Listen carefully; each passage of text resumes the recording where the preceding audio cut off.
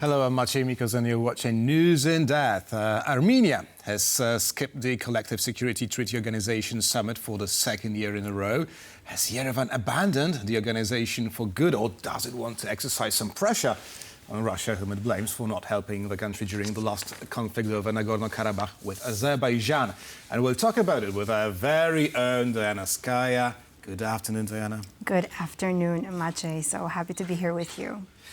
Glad to have you here. Now, Diana, there's a bit of confusion, outside of Armenia, and I'm guessing also in Armenia itself, because there are, some contradictory messages from the governmental circles. So, is Armenia still in the CSTO? Is it about to leave CSTO? Has it already abandoned the organization? What's the situation? All right, so I will give you the official answer. So now for the past 2 years, Armenia has not been officially attending, right? Hasn't been attending the event, right? Which was in Kyrgyzstan on November 27 for 2 years now. However, it does still remain part of the CSTO. Prime Minister Nikol Pashinyan in 2024 officially said that he froze his participation this year in March. In 2025, they also said that they will slowly pay off the fees that they had to pay for 2024. However, they wish not to continue. Now, again, I've personally reached out to my own sources and contacts in Armenia, and I'm still not able to get a specific response, right? But let's talk about the reality of what you just said, Maciej. Now, it's very two-sided, and the main thing here is that in 2020, Armenia suffered a heavy blow by the Second Nagorno-Karabakh War. Precisely, yes. In 2023, Azerbaijan again entered into Nagorno-Karabakh in Stepanakert, and then we had this mass exodus of 120,000 Armenians officially who were going into Armenia proper. What did the CSTO do? Absolutely nothing. And this is what Nikol Pashinyan said. And if I can just quote it for you, in 2023, he said, Moscow was not able to deliver and is in the process of completely just winding down to losing down its role in the South Caucasus. Maciej, there was thousands of Russian peacekeepers stationed in Nagorno-Karabakh to oversee, if you quote unquote, peace, to oversee, the entire process, right? Even a peaceful. Yet there was still a blockade in the Lachin Corridor that was linking from Nagorno-Karabakh going into Armenia proper for 9 months. Could you tell us more? Because you've already mentioned the Lachin Corridor, right? Right. The crucial place for I guess, this part of Caucasus. What is it exactly, and why is it so important? Lachin Corridor here is going to be the main link, right? So it was the only unfortunately, Armenia is landlocked, Maciej, right? Yeah. Now, Lachin Corridor was their only link from Armenia to get to Nagorno-Karabakh. So if you had pregnant women or people in Nagorno-Karabakh, right, in Stepanakert and trying to get into Armenia, well, Lachin was closed, right, with Azerbaijani checkpoints. Again, Russian peacekeepers were stationed there for a reason, and we had all these videos. This is not just me saying something. We had a lot of footage showing that they were doing absolutely nothing. And therefore, it's in a natural response that Armenia's prime minister said, well, you weren't able to help us. I mean, they're part of the CSTO, right? You have 6-7 countries who are part of there. And it's essentially like a, quote unquote, let's call it a Russian version of NATO, right? You have... precisely, because... It's a military alliance. You said that Armenia still intends to pay its due fees for 2024. So Intense. Armenia actually was paying for the Russian peacekeepers to do something, right? Paying for that, and still they failed to deliver. And they failed to deliver. Now, again, for the past 2 years, as I've mentioned, it's going to stop financing. It's not officially out.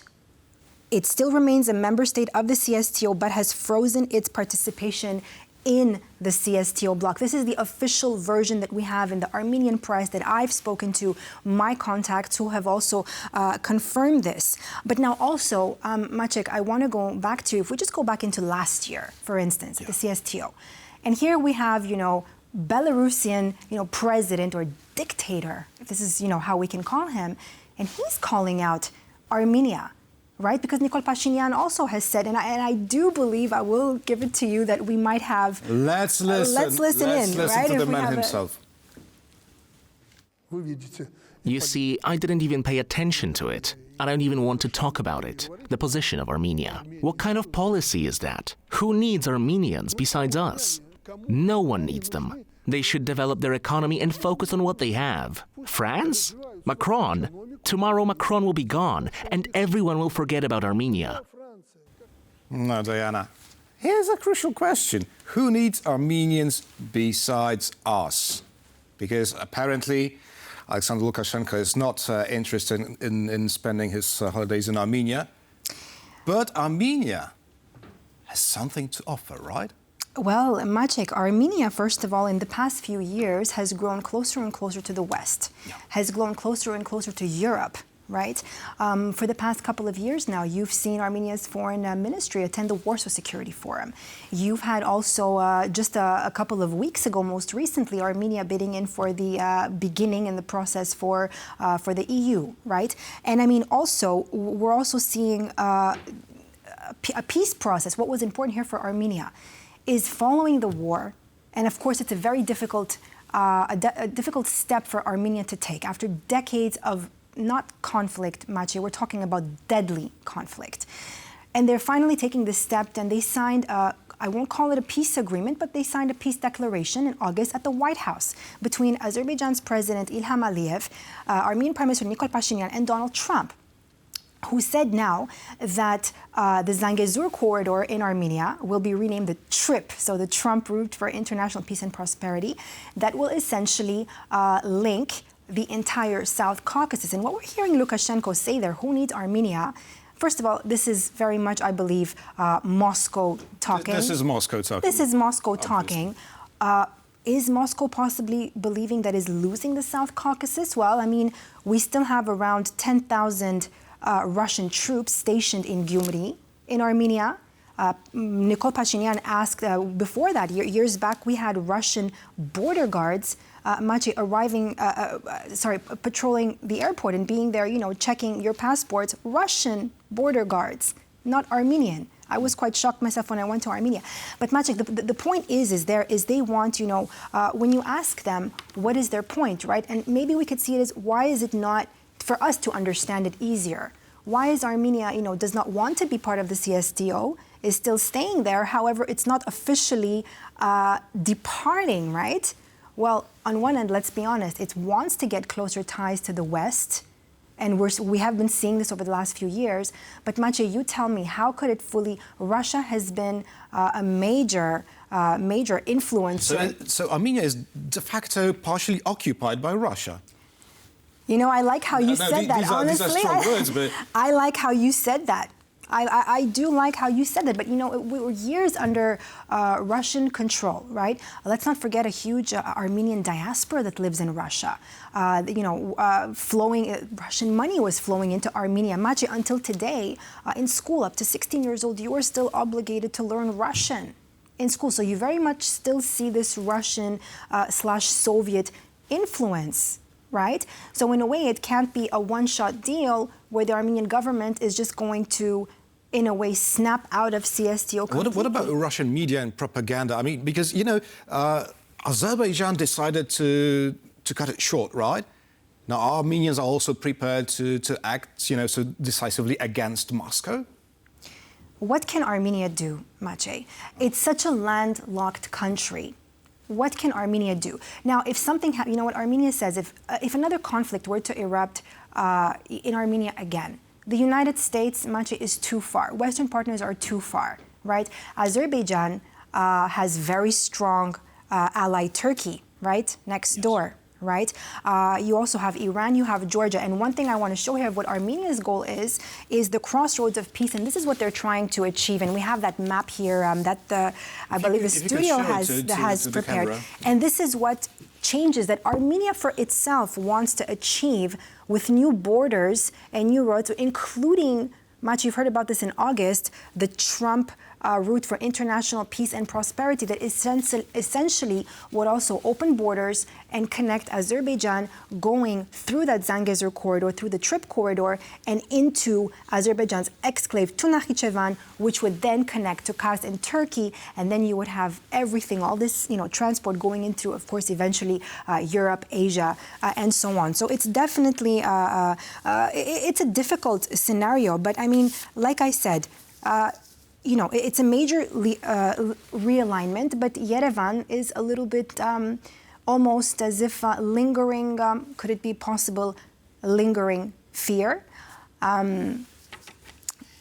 Also, what could, Russia potentially do? I mean, it's slowly losing its, we see Nikol Pashinyan and the Armenian government siding with the West, but at the same time, it's this string that, we're still holding on to Russia just a little bit.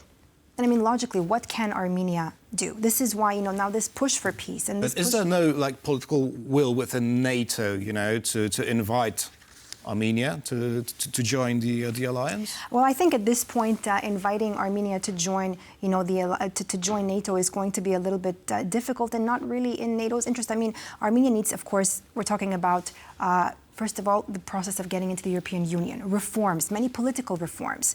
We're talking about a country that had to fight corruption for many years. For Poland, the scenario was NATO first, the EU later, right? So maybe that it could also work for Armenia. But Armenia has no land access for NATO forces. How would that work out? How would you see, for instance, that work out in this sense? I'm going to challenge you back, from anchor to anchor. But from history, I remember, the blockade of West Berlin by Russians, right, which was also an exclave, and the Americans constructed sort of an air bridge, right, to deliver the necessities to the city. So I think anything is possible if you want to do it.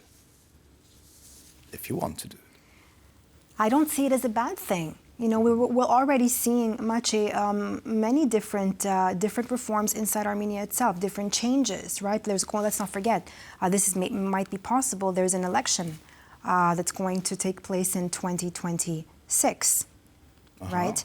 Also, one of the first things that we've seen is just over the past. I don't want to be misleading, but I believe it was last week we've had, for the first time in a very long time, an Armenian delegation that traveled to Azerbaijan for peace talks. Okay. Of course, they were forbidden. They weren't allowed to see. There's still many Armenian prisoners of war that are held in Baku prisons. Many of them in dire condition, including a former Russian oligarch that had left Russia and tried to build Nagorno-Karabakh, or Artsakh, as Armenians would call it. However, we're seeing a lot of these, reforms take place. In September, I was there with TVP World, and we were attending a NATO parliamentary seminar and a conference that was there to discuss, to talk about Russian disinformation and the Russian hybrid warfare. And I mean, if we're seeing this kind of conference happening in Armenia, so it's like you said, maybe there is an interest for NATO to be able to maybe slowly have Armenia, get into the alliance. It wouldn't be a bad thing. But I mean, they are united. I mean, we had a whole Polish delegation. Actually, the number of Poles that attended that conference surpassed any other number of other countries that were there. And let's be reminded that happened a few days after the first drone landed on Polish, went through Polish airspace. We're talking about Russian drones, of course. Of course, Russian drones flying over Polish airspace. So, and at the same time, if we talk about, this is what we're talking about, Maciej, in general, and not just, again, if we take the CSTO, I mean, we're talking here about the South Caucasus. And another thing here, the countries, I mean, aside from Belarus, right, or Russia, we're all talking about Muslim countries, and neighbors. But Azerbaijan, again, Azerbaijan has Turkey as a main alliance. Armenia, in a way, is forced to look at Russia and has always looked at Russia for help. But this time, Pashinyan had enough, particularly in the last Diana, lastly, there's one more thing I'd like to talk about, because you say that next year there will be parliamentary elections, right? In Armenia. We hope to cover them. Yeah, definitely. But do you think there's any chance that Nikol Pashinyan will remain as the leader of the country? You know, Maciej, it's a very difficult question to ask, because we don't know until hopefully fair elections will take place. We do hope to really go and cover those elections, and it's difficult to say, because at this point I think there's also there's a little bit of polarization. There still is division within the country. Some are not. Many Armenians blame him for ceding territory to Azerbaijan and for signing peace. Exactly. However, because you know this grand peace agreement that Donald Trump hailed as his success. It is a road and railway route that is going to be constructed. Let's not fully call it a peace agreement, right? There is going to be a lot of, education that needs to take place, a reconciliation that would take time. However, there is this other, if you walk through the streets of Yerevan, this other side is happy with Pashinyan, because they are seeing that particularly Russia did absolutely nothing to help them in the Nagorno-Karabakh war. And they all believed, well, hey, if Putin, controls Armenia, he could have picked up the phone, quote unquote, and stop it when he wanted to. But they didn't, and he didn't. And this is the reality of it. I believe there's a lot of division, and we're seeing that. So 2026 shapes up to be quite an interesting year in Armenia. But if I do remember, Maciej, I think I had a little bird who told me that you might be in Armenia in 2026. Yes, I will. But let's not get a little Maybe ahead you could of cover the ourselves. elections. Maybe you could cover the elections. Oh, we'll have to discuss it. Diana, thank you very much. Thank you, Maciej. So you've been watching News in Depth with Diana Skaya. I'm Maciej Mikos. Thank you very much, and stay with us for more here on TVP World.